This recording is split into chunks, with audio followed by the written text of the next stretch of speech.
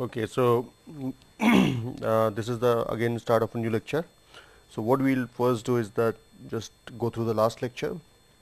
So in the last lecture we essentially looked at what is the response of dielectric materials in alternating electric field, and we looked at the case of ideal dielectric where power dissipation is 0 and current leads the voltage by 90 degrees. So this is the phasor diagram for an ideal dielectric where current leads the voltage by 90 degrees, and this results in 0 power loss. So and then we but in reality most of the materials are not ideal. They have some sort of long range migration of charges, and which results in power dissipation. So as a result they have certain loss in terms of charge storage. So what basically means is that some of the charge leaks out of dielectric material, and which is represented by a quantity called as dissipation factor or loss factor. So here in real dielectrics you have in addition to charging current we have loss current, and this loss current can be because of either long range migration of charges or it could be a time dependent process such as in case of dipolar relaxation. And this loss current consists of two terms. One is the AC term, which is the frequency dependence term, and second is the DC term.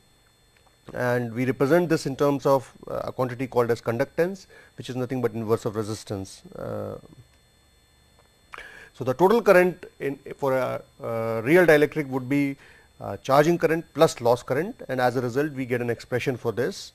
And what we do the next is now basically this presence of this loss current, how can it be schematically shown.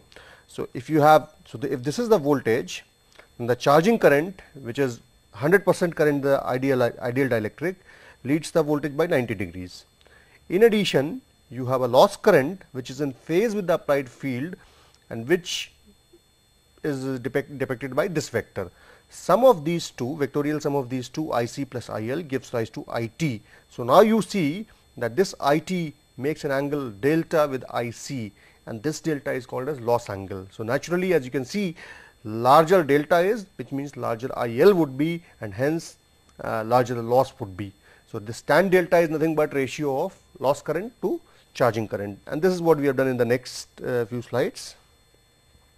So then we looked at variety of cases. I will not go through all of them, but some of them. Another thing that is done in case of real dielectrics is, now that we know that there is a charging current, there is a loss current, and since we know that current is a complex quantity here, the dielectric constant is also a complex quantity, and it can be represented in the complex form as epsilon is equal to epsilon prime minus I epsilon double prime, or epsilon r star, which is the complex dielectric constant, is nothing but has contribution from real dielectric constant, which is epsilon r prime minus I into epsilon r double prime, which is the imaginary part of dielectric constant. And then we looked at the current expressions, and what we worked out in the then was if we equate this current expression to dielectric constant by inserting dielectric constant expression, then we get a term for current which is equivalent to epsilon r prime minus I epsilon r double prime into C naught I omega V.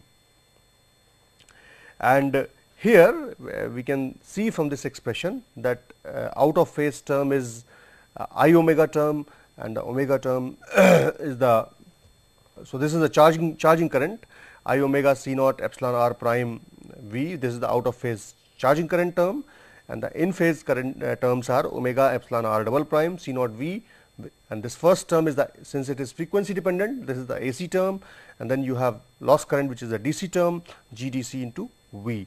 So total current IT can be represented as function of this epsilon r prime. So now you can from this analysis further, if you delve, you find out an expression for tan delta, which is nothing but I loss divided by I charging, and this tan delta can be expressed in terms of GDC plus omega epsilon r double prime C naught divided by omega epsilon r prime C naught. So, here let us say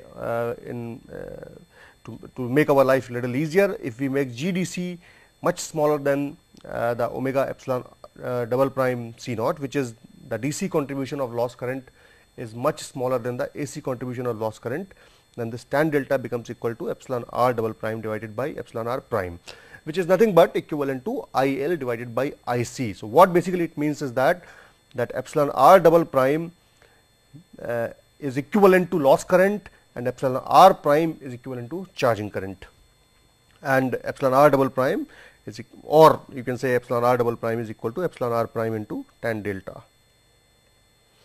So, tan delta is often called as loss tangent or dissipation factor, or epsilon r double prime is called as dielectric loss factor, which is product of epsilon r prime and tan delta. So, naturally higher tan delta is, higher epsilon r double prime would be. Then we looked at some material. So, these are the dielectric constant losses of few materials, and then we looked at the power dissipation, and what we found here was by using the same approach as we took in case of ideal material. So, we just integrated the current for the time period. So, this is the average power loss. So, average power loss becomes half of GAC into V naught square. So, this GAC is the conductance related to AC component of loss current. Higher it is, higher would be the average dissipation of average power dissipated, and you can see that this is equivalent to writing half V naught square omega CD. CD is the capacitor dielectric multiplied by tan delta. So, higher omega is, higher P average is, and higher tan delta is, higher the losses. So, basically it scales with tan delta. So, higher the loss factor is, higher the power dissipation would be. So, now what we will do is that this is a new lecture. So, what we will do is that we will start, this is lecture 21. Okay. So, we will start with something else now. So, we have looked at variety of different things about dielectric. We have looked how they work in DC fields, what different polarization mechanisms are, what is the concept of local field, and then what is how can polarization be explained analytically. So, we got expressions for variety of polarizabilities, and then we moved on into the AC field dependence. Now, this frequency dependence of dielectric properties can be further taken so that we can be taken further, so that we can get an expression for now polarizability in terms of frequency, because in the previous part we looked at polarizability, that was in the DC form.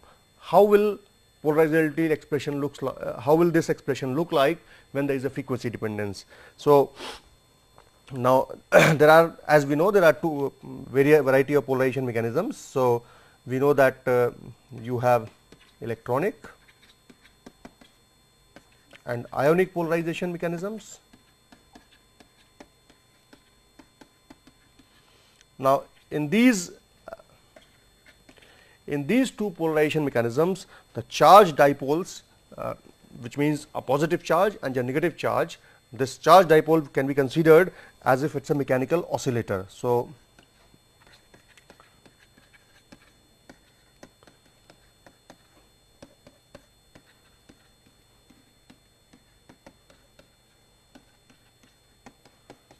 which means you have this negative charge, you have this positive charge, and we know that this is the distance delta between them. So, what it means is that basically center of negative charge and center of positive charge are displaced by distance delta, giving rise to creation of a dipole moment. And this charge dipole can be considered as if it is a mechanical oscillator, where these two charges are attached to each other by a linear spring. So, here the restoring force of the spring, so when you pull it apart or when you pull it in, depending upon the direction of whether you extend or whether you compress, there is a restoring force. So, for the top part you will have a restoring force like this, and for this you will have a restoring force like that, which is nothing but your spring restoring force, and this is nothing but your Kx, scales as Kx, where K is the spring constant. And the characteristic of such an oscillating system, such a mechanical oscillator, is that they exhibit resonance at certain frequency. So, these two mechanisms are characterized by something called as a resonant frequency. So, so this is the characteristic of this kind of polarization. Then third polarization mechanism that we looked at was dipolar polarization. Now, in case of dipolar polarization, you have a molecule like this. Okay. So, let us say this is minus, this is plus, and this goes from one state to another state where this rotates, let us say. Okay. So, this rotation here is, so when you apply electric field, the molecule turns into a direction of applied field, giving rise to a net dipole moment in the direction of applied field. When you take it back, then the molecule relaxes itself back to either original position or to some other statistically equivalent position, in order to such that then the net dipole moment becomes equal to either 0 or something else. It is different in case of ferroelectrics, but typically it would become 0 if it is a normal dielectric material. So, as a result, what happens is that these dielectric materials are characterized by something called as relaxation time, which is often called as tau. Basically, the time which is taken by this dipole or the ensemble of atoms to relax back to their either the original position or a new position, which is a new equilibrium position. So, these processes, this phenomena does not have any resonance phenomena, rather it is characterized by what is called as relaxation. So, you understand the term relaxation, they relax to either to original position or to a new position, which is equivalent, or which is again equilibrium position. Okay. So, what we will do is that first we will describe how can we take up this solution for electronic and ionic display polarizations.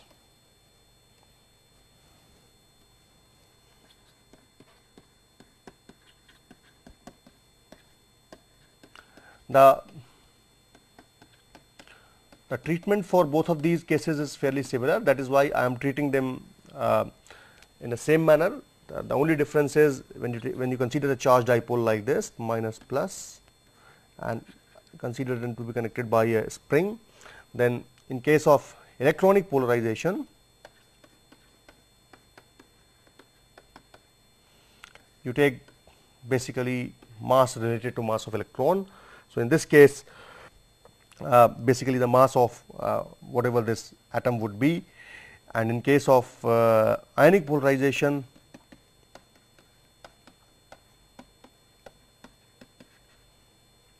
so this is at the electronic level. So, masses are much more smaller. Ionic polarization happens at the level of lattice, or in case of ions. So, here we take what is called as reduced mass, and this reduced mass is nothing but basically 1 by m r is equal to 1 by m plus 1 by m minus. So, m r will be equal to m plus into m minus divided by m plus m minus. So, where m plus is the mass of cation, m minus is the mass of anion, and this is the effective mass, and here we are taking in terms of mass of electron. So, the methodology is similar, except that the masses change. So, we will treat both of them in a similar fashion. So, consider this is the linear harmonic oscillator, where two charges or center of two charges, negative and positive, are connected by a linear spring. So, if they follow like a linear harmonic oscillator, they follow what is called as equation of motion.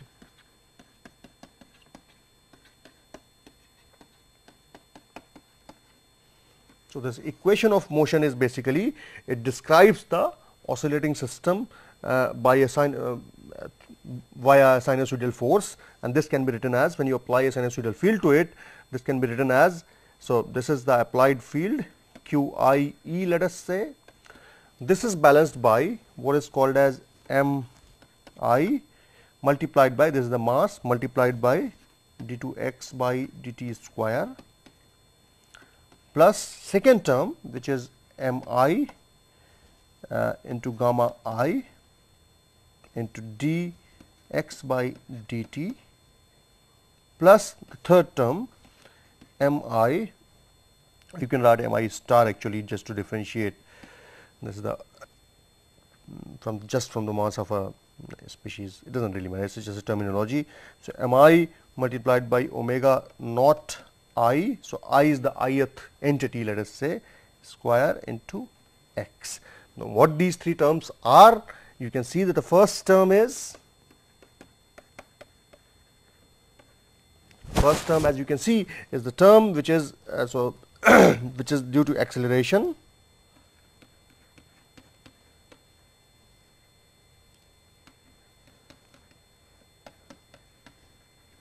Acceleration of particles of mass mi star, and x, as you can see, when you apply electric field which is sinusoidally varying, x can be displacement from the equilibrium. So, x is the displacement from and since field is sinusoidally varying with time or as a frequency, then there is a time term as well. So, the first term represents the acceleration of this particle of mass I star, and then second term includes this gamma term. Gamma is nothing but your friction factor.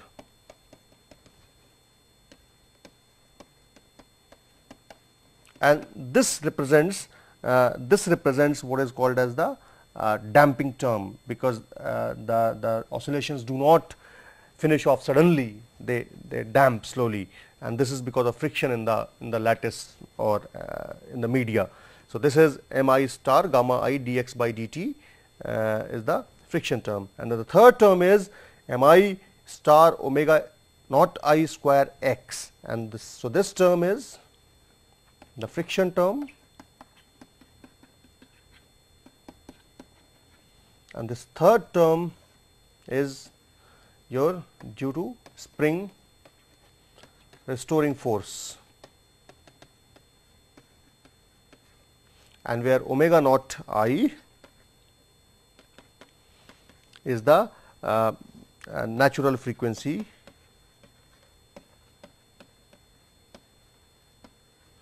of this dipole.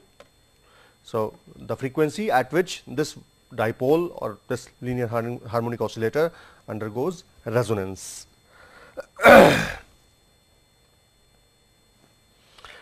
Okay. So, now what we will do is that we will insert this, let us say the field is field applied is E is equal to E naught exponential of I omega t, and we will treat this system like a gas. So, it contains like n molecule, and all these molecules are non-interacting molecules. So, there is no interaction force of these molecules on each other. So, basically we are treating each of them as an individual. So, consider two cases. So, we consider here two cases.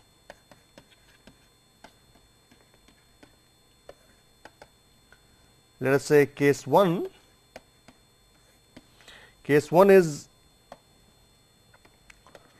when field is DC or a static field. What happens in such a situation? Omega is equal to 0. If omega is equal to 0, then when you apply field, and when you remove the field, then the spring, because of spring restoring force, it comes back, and the oscillations slowly die off. If the friction is not 0, if the friction is 0, there will be no damping of oscillation. So, depending upon the gamma's magnitude, whether it is 0 or non-zero, you will have oscillations which are damped or not damped. The second case is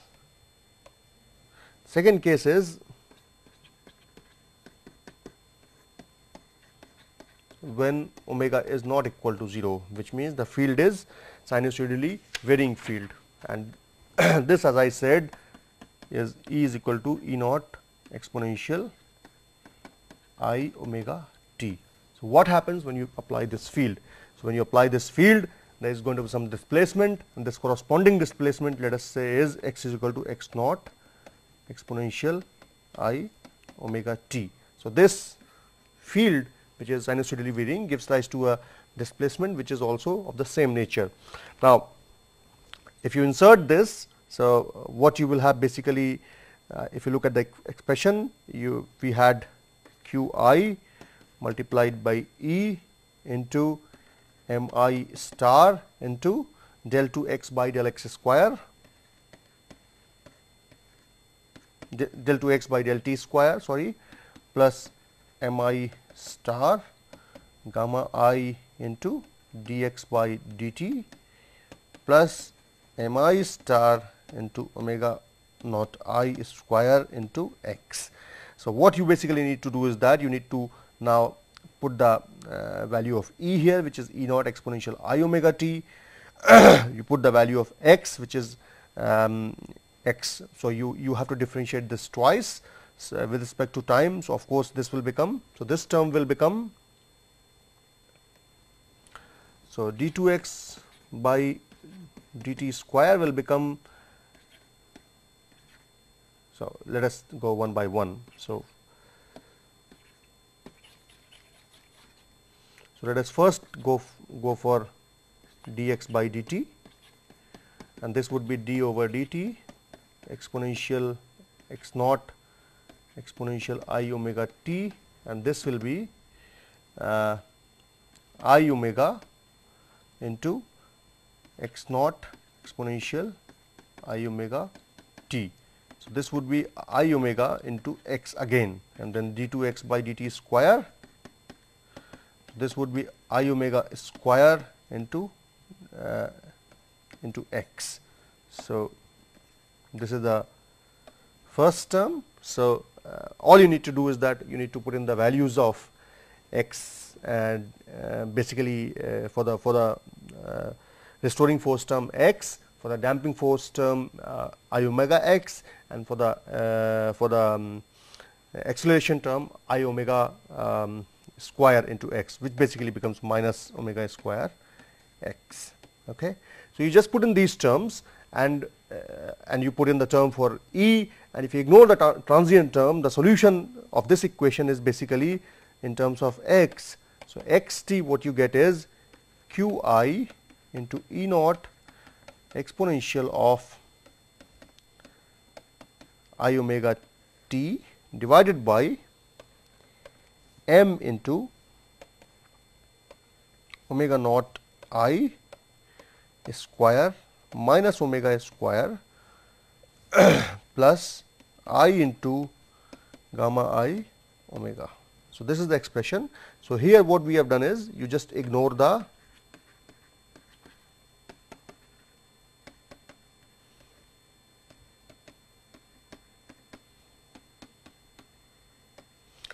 all you need to do is that you just need to put in the values of you need to put in the value of dx by dt and d2x by dt square and get an expression in terms of get an expression for x in terms of E. This is E q I divided by what you will get is, so you can see here the first term is I omega square, which is minus omega square. So, this is minus omega square. The third term would have become m naught omega naught square multiplied by x. So, this x goes there, and the fourth and the first term was, and the second term was I omega into gamma I, and this x comes out. So, if you so this is the solution for this expression which we looked earlier, which is very simple. Just by replacing these values of dx by dt and d2x by dt square, you can receive this. So, what is the induced dipole moment?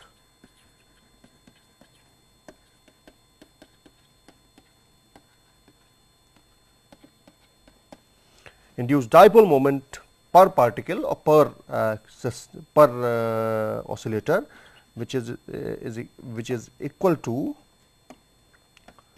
mu I is equal to q I into x. Okay. So, this is equal to q I multiplied by q I into E naught exponential I omega t divided by m I star into omega naught I square minus omega square plus I gamma I omega. Okay. So, this is the expression for mu I. So, this naturally makes this go as mu I square. If I just take this off, so this will become q I square, and this, and what is mu in terms of polarizability? It goes as alpha I into E. And so, from this expression you can get the expression for alpha I, which is the polarizability. So,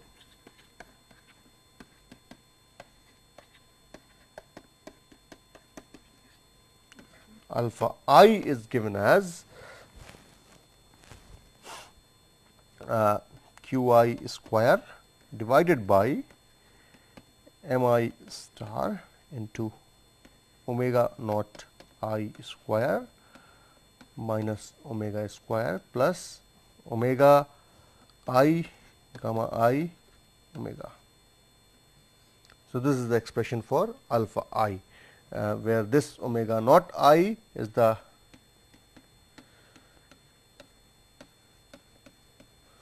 natural frequency of the particular dipole. So, this is the frequency at which you will have resonance, and gamma I is the friction factor. So, what you get here is you get an expression for alpha I, which is nothing but dependent upon frequency. So, you can write it as alpha I omega, which is equal to q I square divided by m I star into omega naught I square minus omega square plus I gamma I omega. And if so, this is the, so this gives you, this expression gives you dependence of polarizability of this particular system, of a particular system, whether it is electronic system, whether it is ionic system, in terms of frequency. So, now if you neglect friction term,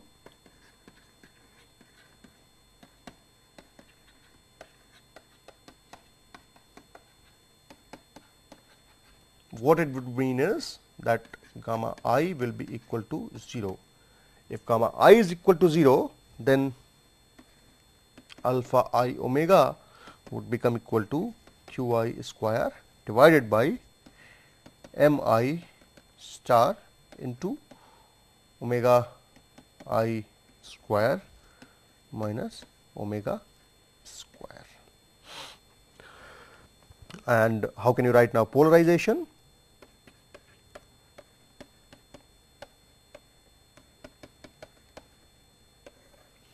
So, polarization, assume that there are n dipoles. So, as a result polarization will be equal to n into mu I per unit volume, of course, okay, and this will be equal to n into alpha I omega into E omega. So, polarization will be equal to, or let us say P I will be equal to and this is also equal to, as we know, is epsilon chi into epsilon naught into E. Okay. Now, if you do that, so polarization was equal to n into mu I square q I square divided by m I star into omega naught I square minus omega square plus I gamma I omega into E, which is E naught exponential I omega t. Okay. So, now what you can do is that, since you know that, so this is your chi I. So, chi I becomes equal to, from this expression, chi I will become equal to n q I square. So, you just have to make this equivalent. So, this E is nothing but E omega. So, these two will cancel each other. So, what you will have is n q I square divided by m mi star into epsilon naught into omega naught I square minus omega square plus I gamma I omega. And now you can guess where we are heading to. This is essentially to work out the real and imaginary parts of the electric constant. So, we know that chi I is equal to epsilon r I minus 1, okay, or in case of complex we write it as epsilon r star. So, even in here we write this as a star because this is a complex quantity. Okay. So, what you do is that now, so this is equal to, this was equal to n q I square divided by m I star into epsilon naught multiplied by 1 divided by omega naught I square minus omega square plus I gamma I omega. Okay. And if you just make this equivalent, then what you are getting is epsilon r delta, epsilon r infinity, infinity terms basically means the static dielectric constant, and this is equal to 1 plus n q I square divided by my star epsilon naught into 1 divided by omega naught I square minus omega square plus I. So, this is the expression for your dielectric constant. Now, so this is this infinity term basically implies that we are taking susceptibility as well as dielectric constant at frequencies below the resonance frequency, which means they are static. So, as we looked earlier, the dielectric constant curve looks like something like this.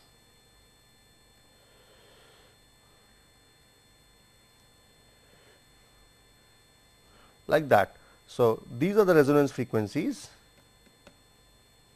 and so we are taking this range in which the dielectric constant is flattish or static.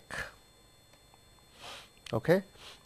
So, now from this you can say that you can see that epsilon r has a dependence upon the frequency. Now, the question is how can we separate the real and imaginary parts of the dielectric constant. So, we know that epsilon r star is equal to epsilon r prime minus epsilon r double prime, and this is equal to 1 plus n q I square divided by m I star into epsilon naught into 1 divided by omega naught I square minus omega square plus I gamma I omega.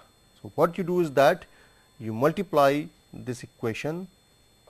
So, you multiply this right hand side by, so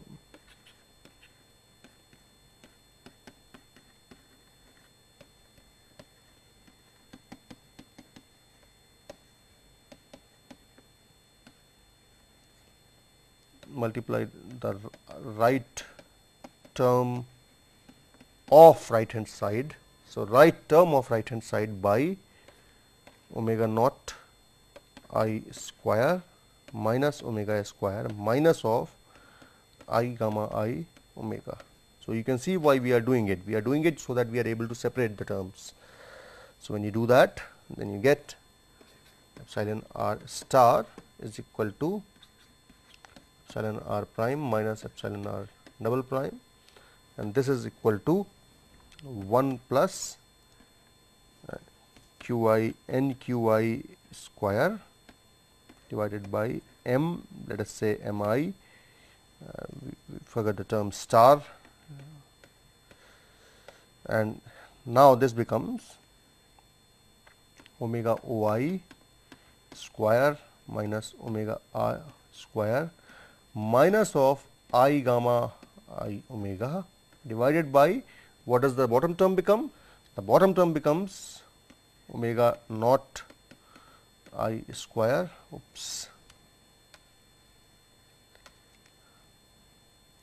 minus of omega square. So basically it's like a minus b plus a minus b multiplied by a plus b, and that becomes a square minus b square.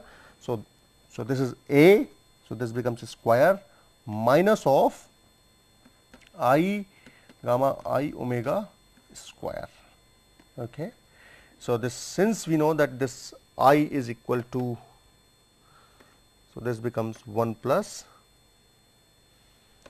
n qi square divided by mi star epsilon naught into omega naught I square minus omega square minus of I gamma I omega divided by omega naught I square minus omega square to the power 2 plus gamma I square omega square. So the life is simpler now. So now you can see here what we have been able to do is that we have removed the I term from the bottom or the denominator and we have taken into the numerator. Now it's easy to separate the real part and imaginary part. So as you can see here, if you compare, we'll go to the next page now. So if you compare, extract the real and imaginary parts. So this gives rise to epsilon r infinity, which is the static real part of a static dielectric constant, as 1 plus n qi square divided by m I epsilon naught into omega naught I square minus omega square divided by omega naught I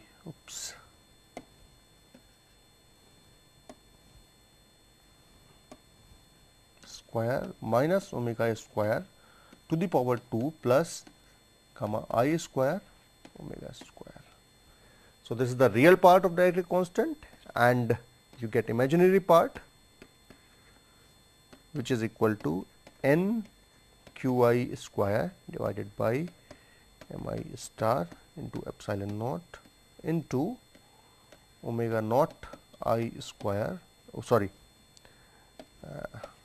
that should come in real part. This would be gamma I omega divided by the same thing, omega naught I square minus omega square plus.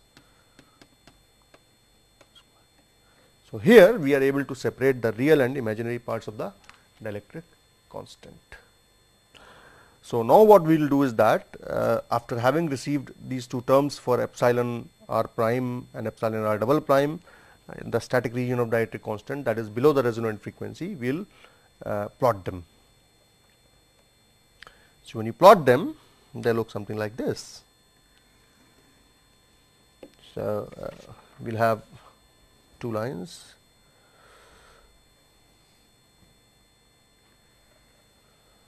Okay, so this is the frequency axis omega. So in the first part, so first we will, for the sake of simplicity, we will first plot the epsilon r double prime. So epsilon r double prime goes like this, with the peak happening at, what is the frequency? This would be a characteristic frequency of resonance, and this would be omega naught.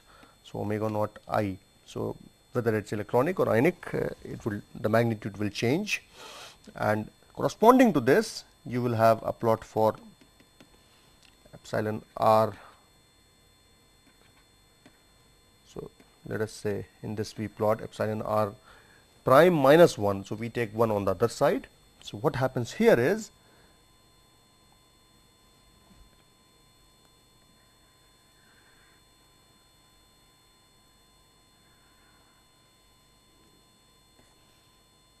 so this is the difference between dielectric constant. Okay. So, this difference would be that, and this middle point where the slope changes, this would correspond to omega naught, and omega naught is the characteristic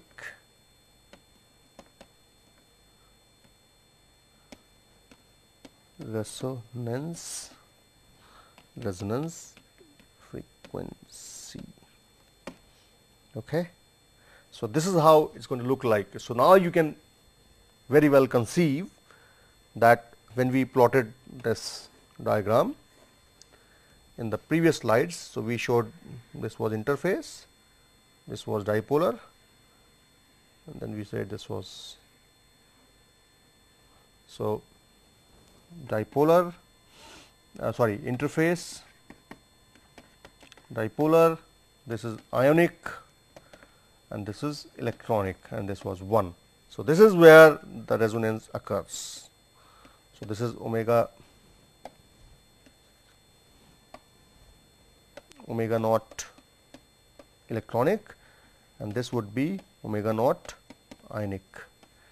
So, as you can see that omega naught ionic is smaller than omega naught electronic, and that you can understand because the masses have become higher. So, once the masses have become higher, in the first case you are only treating electrons with respect to nuclei, and here you are, in the second case you are treating cation with respect to anions. So, as a result of this increase in mass, since system has become heavier, it takes it requires more time to move and resonate, and as a result the omega naught I shifts to the lower sides. So, this omega naught E typically this is of the order of 10 to the power 15 hertz,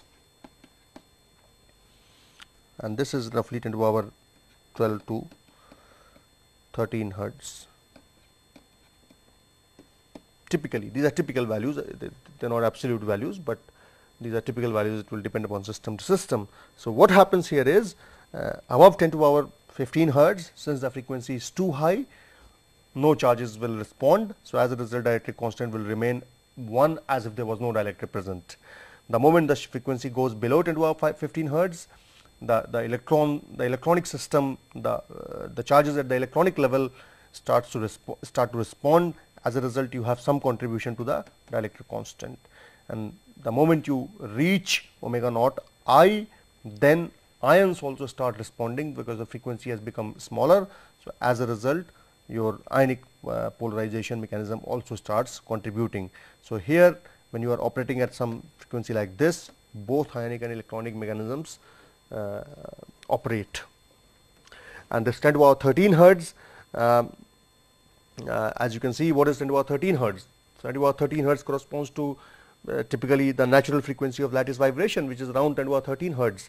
So, so this can be related to your natural frequency of vibration itself. So, and you can also see from the previous plot that when frequency becomes very high, then you are in the regime of getting dielectric constant, which is equal to 1. So, now this relation we have described it only for system assuming that the local field was equal to the applied field. Now, we knew if we treat E local different from E applied, in that case we need to take E local as equal to E by 3 epsilon r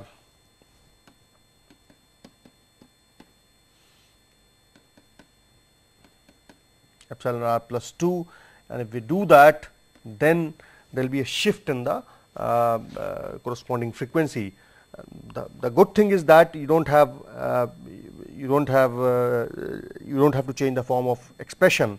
So, all it does is it only changes the omega naught. So, this shift, so omega naught prime, let us say the changed frequency because of this E local, this is now omega naught I square minus n E square divided by 3 m. So, this is at the electronic level, of course. So, for instance, for electronic level, let us say OE, it becomes omega naught E square minus Ne square divided by 3 Me epsilon naught. So, all you have some change in the shift in the frequency rather than any massive change. So, now you can typically it goes to the lower side, the frequency, because the field has become higher.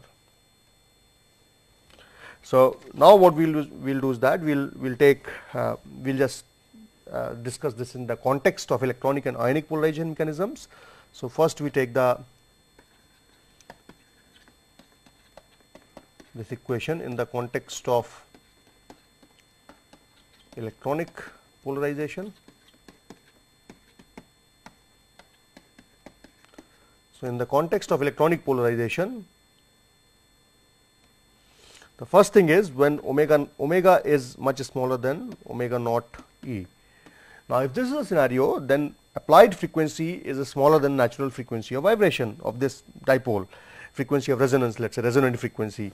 So, if this is the case, then the field is being applied slower than the resonant frequency. As a result, all the dipoles contribute, and they are in parallel with the they basically oscillate in phase with the applied field and contribute completely to dielectric constant. And if you have omega much greater than omega naught E, then field is too fast, field is switching too fast than the rate at which charges can switch back and forth. As a result, no contribution. And when omega is equal to omega naught E, then this is equal to natural frequency of vibration of this particular system, and when this happens, the resonance occurs. So, this resonance is like you can understand in terms of the swing. So, when you throw a swing, if you whether you throw it too fast or too slow, you have to always apply more force, but when the frequency matches, when the resonance occurs, then this swing moves effortlessly as if you have to apply very little force. So, here what happens is that in such a context, when this happens, when the resonance happens, then charges remain 90° out of phase with the applied field and do not contribute to any dielectric constant, and we witness very high loss as well. So, this is characterized by large epsilon r double prime because of high losses due to resonance, because they are resonating with the applied field. And then in the context of ionic polarization,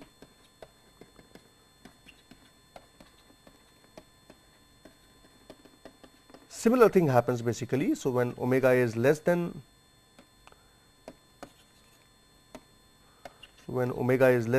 omega naught I, then we are operating at a frequency which is smaller than the resonant frequency, which means all the dipoles contribute to epsilon r, and omega greater than omega naught I. What will happen in such a case?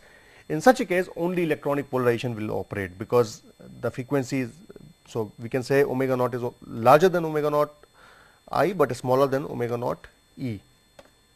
So, which means only electronic polarization will occur, and when again omega is equal to omega naught I, then again resonance will occur, and again for the same reason charges will be 90° out of phase with the applied field, and this will show a maxima in epsilon r double prime. Okay. So, this is how it will behave. And then finally, what you can do is that if you can convert, for instance, if we take the expression for electronic polarizability alpha E, let us say, then this is equal to minus of this is equal to Qi square divided by Me into omega naught E square minus omega square plus I gamma I omega. Now, let us say, assume omega is smaller than, significantly smaller than omega OE.